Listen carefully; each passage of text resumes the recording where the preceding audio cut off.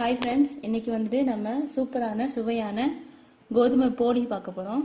Mostly போலினாலே எல்லாருமே வந்துட்டு மைதாவில் செய்வாங்க.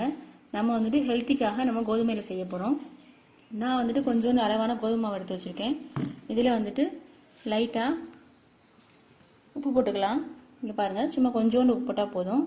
கொஞ்சோண்டு உப்பு, கொஞ்சோண்டு மஞ்சத்தூள் போட்டு நம்ம சப்பாத்திக்கு மாவு பிணைறத விட கொஞ்சம் லூஸாக பிணையணும். எப்பயும் போல் தண்ணி ஊற்றி நம்ம மாவு பிணைஞ்சிக்கலாம். சப்பாத்திக்கு செய்கிறத விட கொஞ்சம் லூஸாக இருக்கணும். இப்போ பார்த்தீங்கன்னா மாவு நான் பிணைஞ்சிட்டேன். பார்த்தீங்கன்னா அப்படி கையில் ஒட்டணும் பிசு பிசுன்னு. சப்பாத்திக்கு கையில் ஒட்டாமல் பிணைவோம். இது வந்துட்டு கொஞ்சம் பிசு பிசுன்னு இருக்கணும். அப்போ தான் வந்துட்டு போலி வந்துட்டு நமக்கு வந்துட்டு சாஃப்டாக இருக்கும், இல்லாட்டி ரொம்ப ரஃப்பாக இருக்கும். இந்த மாதிரி கையில் பிசு பிசுன்னு ஒட்டுற அளவுக்கு பண்ணிவிட்டு கொஞ்சோண்டு லைட்டாக எண்ணெய் ஊற்றி பிணைஞ்சிடுவோம். பிணைஞ்சிட்டு அதுக்கப்புறம் மறுபடியும் கொஞ்சோண்டு எண்ணெய் ஊற்றி நம்ம வந்துட்டு மூடி வச்சிடலாம். எண்ணெய் ஊற்றி பிணைஞ்சிட்டேன் பாருங்கள். இப்படி இருக்கணும், ஒட்டாமல். தொட்டால் இப்படி லேசாக தொட்டாலே இப்படி அமுங்குற மாதிரி இருக்கணும். பாருங்கள், உங்களுக்கு தெரியும்னு நினைக்கிறேன். இந்த மாதிரி லூஸாகவும் இருக்கணும், அதே போல் ஒட்டாமல் பிணைஞ்சி வச்சுக்கோங்க. பிணைஞ்சிட்டு கொஞ்சோண்டு எண்ணெய் ஊற்றி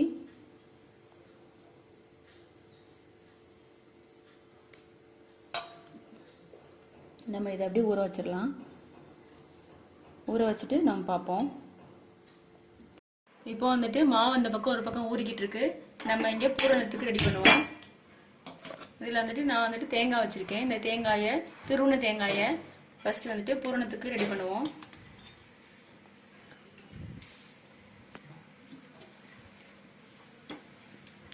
லேசாக இது பண்ணிட்டு லேசாக வதக்கிட்டு இதில் வந்துட்டு நான் நாட்டு சக்கரை போட போகிறேன். நீங்கள் வெல்லம் போடலாம், நாட்டு சக்கரை போடலாம், எது உங்கள்கிட்ட இருக்கோ அதை நீங்கள் போட்டுக்கலாம்.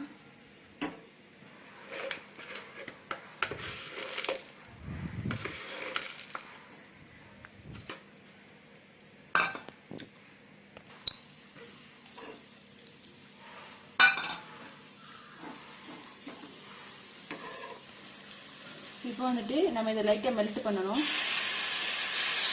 போதும், கொஞ்சோண்டு தண்ணி ஊற்றினா போதும்.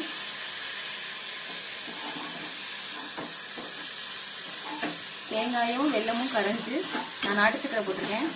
தேங்காயும் நாட்டு சக்கரையும் கரைஞ்சி நமக்கு திக்காக வரும்.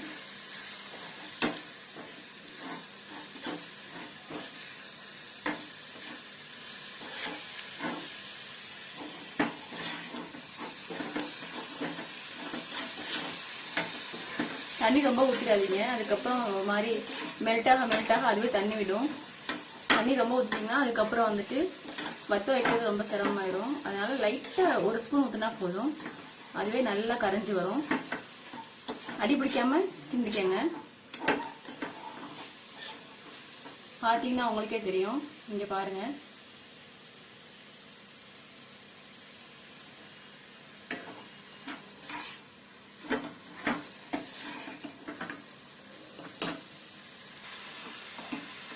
பூரணம் இந்த அளவுக்கு வந்தால் போதும்.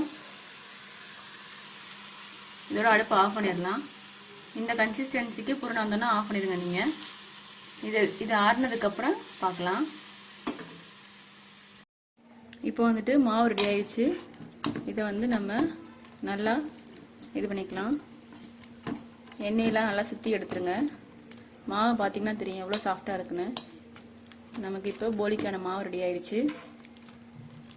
இதை இப்போ ஒரு சின்ன பவுலில் மாற்றிக்கிறேன்.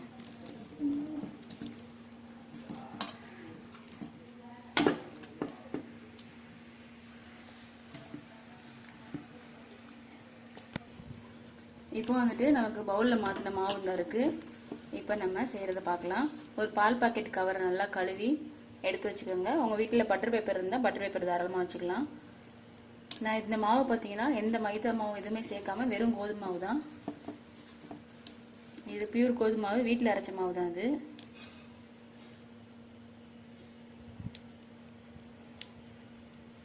ஒரு பால் பாக்கெட் கவரோ இல்லை பட்டர் பேப்பரோ எடுத்து வச்சுக்கோங்க. பேப்பரில் நல்லா எண்ணெய் தடவிக்கங்க. நான் எண்ணெய் தடவி வச்சுருக்கேன். ஒரு தட்டை கீழே போட்டிருக்கேன்.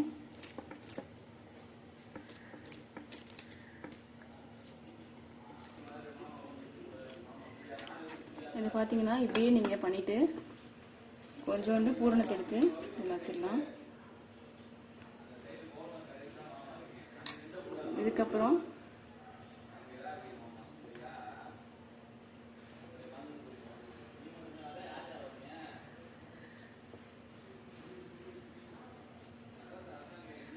ஃபுல்லாக க்ளோஸ் பண்ணிட்டேன். இதை எடுத்து மறுபடியும் உருண்டை ஒட்டிக்கலாம்.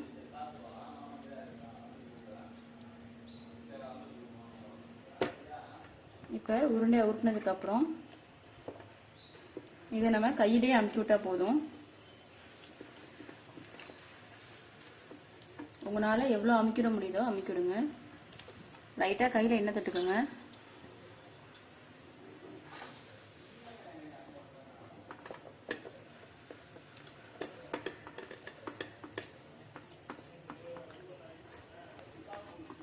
இப்படியும் உங்களால் எவ்வளோ அமுக்க முடியுமோ அமுச்சிக்கோங்க.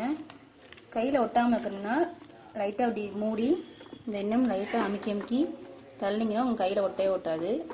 உங்களால் எவ்வளோ அமுக்க முடியுமோ அமுக்கிக்கலாம். இல்லை குழந்தைங்களுக்குன்னா சின்னதாக போடுறதுனால சின்னதாக போட்டு கொடுக்கலாம். பாருங்கள், இதை அப்படியே போய் நம்ம தோசைக்கல்லில் போட போகிறோம். எனக்கு இந்த சைஸ் போதும்.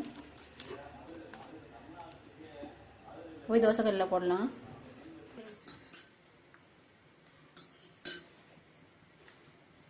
கல் நல்லா சூடாயிடுச்சு. இப்போ வந்துட்டு நான் இதில் போட போகிறேன்.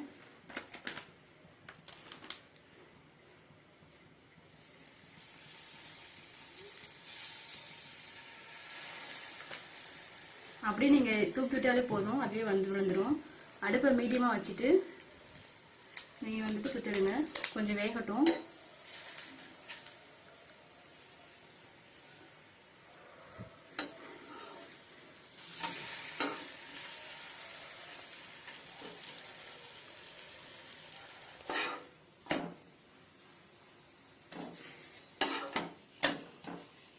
இப்போ பார்த்தீங்கன்னா சூப்பராக போலி ரெடி ஆகிடுச்சு நமக்கு.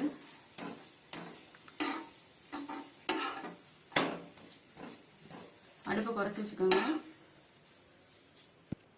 இப்போ அடுத்த போலி ரெடி பண்ணிட்டு இருக்கேன். உள்ள பூரம் வச்சுட்டேன்.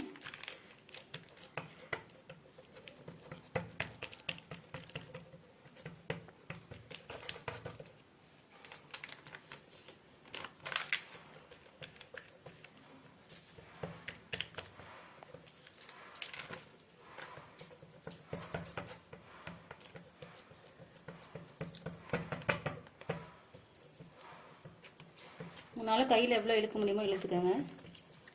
ரொம்ப திக்காக இருந்தாலும் கனமாக இருக்கும். ஓகே,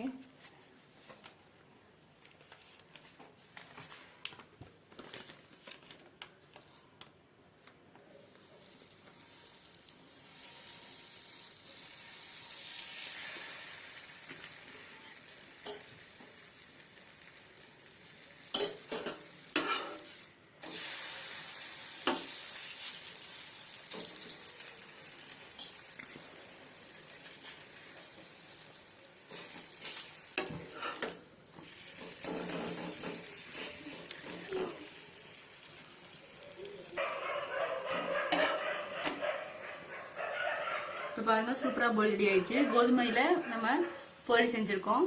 ரொம்ப ஹெல்த்தியும் கூடாது. கோதுமையில் நம்ம ஏற்கனவே புட்டு போட்டிருக்கேன் வீடியோ, அந்த வீடியோ பாருங்கள். சப்பாத்தி பூரி மட்டுமே செய்கிறதுக்கு இந்த மாதிரி போலி செஞ்சு கொடுக்கலாம், புட்டு செஞ்சு கொடுக்கலாம். ரொம்ப சூப்பராகவும் இருக்கும், சுவையாகவும் இருக்கும், ரொம்ப ஹெல்த்தியும் கூட. இப்போ பார்த்தீங்கன்னா சூப்பரான சுவையான போலி ரெடி ஆயிடுச்சு நமக்கு. நீங்கள் பாருங்கள் எவ்வளோ சாஃப்டாக இருக்குன்னு. தொட்டாலே எப்படி பிஞ்சிட்டு வருது பாருங்கள். இந்த ஸ்டஃபிங் பாருங்கள் அழகாக சூப்பராக வெந்திருக்கு. சாப்பிட்றதுக்கு ரொம்ப ரொம்ப சாஃப்டாக இருக்கும். இங்கே பாருங்கள்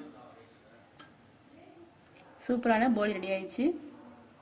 நல்லா இருந்தால் கமெண்ட் பண்ணுங்கள். தேங்க்யூ.